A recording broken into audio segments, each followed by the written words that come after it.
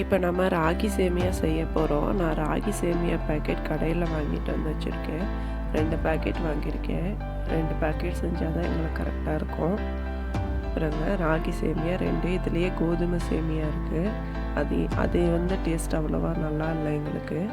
இந்த ராகி சேமியா ரொம்ப சூப்பராக இருந்தது. பாருங்க, ராகி சேமியாவை இந்த மாதிரி வாங்கி கட் பண்ணி சின்ன சின்னதாக இந்த மாதிரி உடச்சி வச்சுக்கோங்க. பெருசாக இருந்துச்சு அப்படின்னா ரொம்ப பெருசாக இருக்கும்.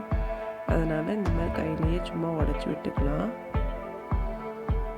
இப்போ இதை வந்து 2 டைம் நல்லா கழுவிட்டு தண்ணி வந்து இந்த அளவுக்கு இருக்கிற மாதிரி ஃபுல்லாக நிறைய அளவுக்கு ஊற்றக்கூடாது, ரொம்ப கொலன்னு போயிடும். அடியில் மட்டும் கொஞ்சமாக தண்ணி இருக்கிற மாதிரி வச்சுக்கோங்க. ஒரு 5 நிமிஷம் ஊறட்டும். திரும்ப வந்து 5 நிமிஷத்துக்கு அடுத்தது வந்து இந்த மாதிரி திருப்பி விட்டுக்கோங்க. அடியில் இருக்கிறது மேலே வர மாதிரி, மேலே இருக்கிறது அடியில் போகிற மாதிரி நல்லா திருப்பி விட்டுக்கோங்க. அப்போ வந்து 2 சைடுமே நல்லா ஊறிடும். சேமியா வந்து நல்லா ஊறி நல்லா டேஸ்டியாக இருக்கும். இந்த மாதிரி ஊற வச்சுருங்க. இப்போ வந்து இது நல்லா ஊறட்டும். டோட்டலாகவே ஒரு 10 நிமிஷம் நல்லா ஊறினா போதும். இந்த மாதிரி ஒரு இட்லி பாத்திரத்தில் அந்த தண்ணியை வடிச்சிட்டு அந்த மாதிரி சுற்றி வச்சு இட்லி வேக வைக்கிற மாதிரி வேக வச்சுருக்கலாம். இது வந்து ஒரு 6லேருந்து ஒரு 7 நிமிஷம் நல்லா வேகட்டும். பாருங்கள், இப்படி எடுத்து இப்படி செஞ்சு பார்த்தா வெந்திருக்கு நல்லா. இப்போ இது நல்லா வெந்துடுச்சு. இப்போ இதை நம்ம எடுத்துடலாம். அடுப்பை ஆஃப் பண்ணிவிட்டு இந்த மாதிரி மூடி வச்சுருங்க ஒரு 2 நிமிஷத்துக்கு. உடனே எடுத்தோம் அப்படின்னா எல்லாம் உடஞ்சி போயிடும். அதுக்கப்புறமா இந்த மாதிரி பிளேட்டில் மாற்றி வச்சுக்கோங்க. மாற்றி இந்த மாதிரி கொஞ்சமாக மேலே ஆயில் ஆட் பண்ணிக்கோங்க. அப்போ தான் நமக்கு உதிரியாக கிடைக்கும். இல்லைன்னா கட்டின மாதிரி ஆயிரும். இப்போ வந்து கொஞ்சமாக நான் வந்து தனியாக எடுத்து வச்சுருக்கேன் குழந்தைங்களுக்காக. இந்த மாதிரி சர்க்கரை மேலே போட்டு அதுக்கு மேலே தேங்காய் துருவல் இருந்துச்சு அப்படின்னா போட்டு நம்ம பிசைஞ்சு குழந்தைங்களுக்கு கொடுத்துட்டோம் அப்படின்னா ரொம்ப டேஸ்டியாக இருக்கும். ரொம்ப லைக் பண்ணி குழந்தைங்க சாப்பிடுவாங்க. இது வந்து இனிப்பு சேமியா ராகிலேயே. இப்போ வந்து கார சேமியா செய்யலாம். பாருங்க, ஆயிலில் கடுகு உளுத்தம் பருப்பு ஆட் பண்ணிக்கலாம். நான் வந்து கல்லெண்ணெய் தான் எப்போயுமே யூஸ் பண்ணுவேன். அதனால் நான் கல்லெண்ணெய் ஆட் பண்ணியிருக்கேன். நீங்கள் வந்து எந்த ஆயில் வேணால் யூஸ் பண்ணிக்கலாம்.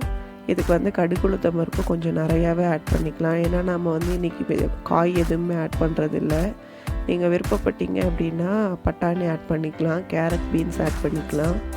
நான் வந்து இது வந்து காய் எதுவும் இல்லாமல் தான் செய்வேன். அது ரொம்ப டேஸ்டியாக இருக்கும். காய் இருந்துச்சு அப்படின்னா அதோடய ஃப்ளேவர் தான் அதிகமாக தெரியும். இந்த ராகியோட ஃப்ளேவரே நமக்கு தெரியவே தெரியாது. அதனால் காய் ஆட் பண்ணாமல் தான் மோஸ்ட்லி செய்வேன் நான். இப்போ வரமிளகா ஒரு 4 மிளகா காரத்துக்கு. மிளகாத்தூள் எதுவுமே நம்ம ஆட் பண்ண போகிறதில்ல, மிளகா மட்டும்தான். பெரிய வெங்காயம் ஒரு 3 வெங்காயம் கட் பண்ணி எடுத்திருக்கேன் நீட்டமாக. கருவேப்பிலை ஆட் பண்ணியிருக்கேன். இதை ஆட் பண்ணி நல்லா வதக்கி விட்டுக்கலாம். இது கொஞ்சம் வதங்கினதுக்கப்புறமா நம்ம உப்பு ஆட் பண்ணிக்கலாம். உப்பு ஆட் பண்ணிவிட்டு நல்லா அதை வதக்கிக்கலாம். அப்புறமா வந்து கொஞ்சமாக மஞ்சத்தூள் மட்டும் ஆட் பண்ணிக்கலாம். அவ்வளோதாங்க. இதுக்கு வேறு எதுவுமே நம்ம இனிமேல் ஆட் பண்ண போகிறதில்ல. இப்போ வந்து நல்லா இதை வதக்கி விட்டுக்கலாம். இந்த மஞ்சத்தூளோட ஸ்மெல்லு போகிற அளவுக்கு நல்லா வதக்கி விட்டுட்டு அப்புறமா நம்ம இந்த ராகி சேமியாவை இதில் ஆட் பண்ணிக்கலாம். இது வந்து ரொம்ப டேஸ்டியாக இருக்குங்க. கண்டிப்பாக நீங்கள் உங்கள் வீட்டில் ட்ரை பண்ணி பாருங்கள். குழந்தைங்கள்லாம் நூடுல்ஸு அந்த மாதிரி ஜங்க் ஃபுட் ஐட்டம்ஸ் எதுவும் கொடுக்கறதுக்கு பதிலாக இந்த மாதிரி நம்ம ஹெல்த்தியான ஃபுட்டு வந்து குழந்தைங்களுக்கு கொடுத்தோம் அப்படின்னா ரொம்ப ஆரோக்கியமாக இருப்பாங்க. இது ரொம்ப டேஸ்டியாக இருக்கும். நீங்கள் கண்டிப்பாக உங்கள் வீட்டில் ட்ரை பண்ணி பாருங்கள். இந்த மாதிரி நம்ம செஞ்சு கொடுக்கும்போது குழந்தைங்க வந்து நூடுல்ஸ் வேணும் அப்படின்ட்டு கேட்கவே மாட்டாங்க. ஏன்னா இது அதை விட ரொம்ப டேஸ்டியாக இருக்கும். அப்புறங்க இந்த மாதிரி சேமியா ஆட் பண்ணிவிட்டு நல்லா அடியிலேருந்து கிளறணும். நம்ம மேலேருந்து அப்படியே கிளறணும் அப்படின்னா உடஞ்சிரும். இப்போ வந்து சேமியாவுக்கு தேவையான அளவு உப்பு ஆட் பண்ணிக்கலாம். உப்பு ஆட் பண்ணிவிட்டு பிறகு இந்த மாதிரி அடியிலேருந்து கிளறி விடுங்க.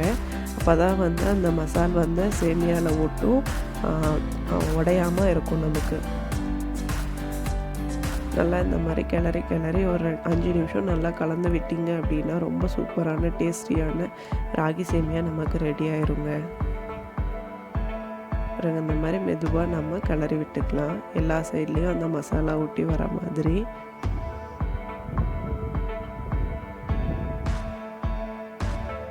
இதுக்கு நல்லா இதானதுக்கப்புறம் கடைசியாக நம்ம தேங்காய் துருவல் ஆட் பண்ணி இறக்கிட்டோம் அப்படின்னா ரொம்ப சூப்பரான ராகி சேமியா கிடச்சிடுங்க. பாருங்க நல்லா ரெடி ஆகிடுச்சு. எல்லா சைட்லேயும் மசாலா ஒட்டியிருக்கு. நல்லா சூப்பராக வந்திருக்கு பாருங்கள். அந்த மஞ்சத்தூளோட ஸ்மெல்லு எதுவுமே இல்லை, பச்சை ஸ்மெல் எதுவுமே இல்லை, எல்லாமே நல்லா வதங்கியிருக்கு. இப்போ இந்த டைமில் வந்து நம்ம தேங்காய் ஆட் பண்ணிக்கலாம். தேங்காய் வந்து ஒரு அரை மூடி தேங்காய் நான் வந்து துருவி எடுத்து வச்சுருக்கேன். அந்த தேங்காவை இதில் ஆட் பண்ணிக்கலாம். ஆட் பண்ணிவிட்டு நல்லா கலந்து விட்டுக்கோங்க. கலந்து விட்டுட்டு கொத்தமல்லி தூவி இறக்கணும் அப்படின்னா ரொம்ப சூப்பரான டேஸ்டியான ராகி சேமியா நமக்கு ரெடிங்க. இது வந்து அவ்வளோ டேஸ்டியாக இருக்கும். ரொம்ப நல்லா ஹெல்த்தியான ஒரு ஃபுட்டும் கூட. கண்டிப்பாக நீங்கள் உங்கள் வீட்டில் ட்ரை பண்ணி பாருங்கள். எல்லா சூப்பர் மார்க்கெட்லேயுமே கிடைக்கும் இந்த ராகி சேமியா பேக்கெட்டு. இதே சேம் மெத்தடில் நீங்கள் கோதுமை சேமியா செய்யலாம். ரொம்ப டேஸ்டியாக இருக்கும். டெய்லி நம்ம இட்லி தோசை அப்படின்னு செய்கிறதுக்கு பதிலாக ஒவ்வொரு நாள் இந்த மாதிரி மாறி மாறி செஞ்சு கொடுக்கும்போது எல்லாருமே நல்லா லைக் பண்ணி சாப்பிடுவாங்க. ரொம்ப டேஸ்டியானதும் ஹெல்த்தியானதும் கூட. கண்டிப்பாக நீங்களும் உங்கள் வீட்டில் ட்ரை பண்ணி பாருங்கள். இந்த டிஷ் உங்களுக்கு பிடிச்சிருக்கும் அப்படின்னு நினைக்கிறேன். நம்ம சேனலை சப்ஸ்கிரைப் பண்ணாதவங்க பண்ணிடுங்க. லைக் பண்ணுங்கள், ஷேர் பண்ணுங்கள். தேங்க்யூ.